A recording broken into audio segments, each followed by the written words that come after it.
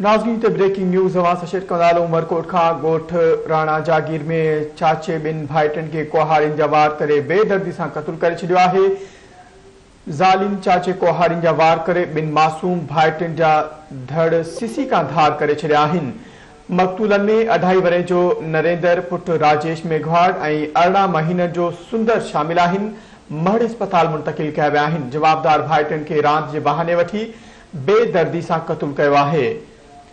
Breaking news आहे अवां सां शेयर करे रहिया आहियूं। उमरकोट खां ॻोठ राणा जागीर में चाचे ॿिनि भाइटनि खे कुहाड़ियुनि जा वार करे बेदर्दी सां क़त्ल करे छॾियो आहे।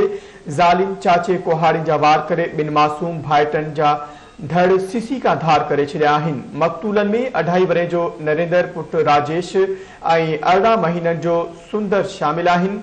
महड़ अस्पताल मुंतकिल कया विया आहिनि। जवाबदार भाइटनि खे रांदि जे बहाने वठी वञी बेदर्दी सां क़त्ल कयो आहे। सोचनाक ख़बर आहे अवां सां शेयर करे रहिया आहियूं। उमरकोट खां ॻोठ राणा जागीर में चाचे ॿिनि भाइटनि खे कुहाड़ियुनि जा वार करे बेदर्दी सां क़त्ल करे छॾियो आहे।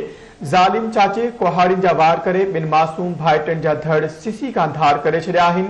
मक़तूलनि में 2.5 वरे जो नरेंद्र पुट राजेश मेघवाड़ ऐं 18 महीननि जो सुंदर शामिल आहिनि, जंहिंजा महड़ अस्पताल मुंतकिल कया विया आहिनि। जवाबदार भाइटनि खे रांदि जे बहाने वठी वञी बेदर्दी सां क़त्ल कयो आहे।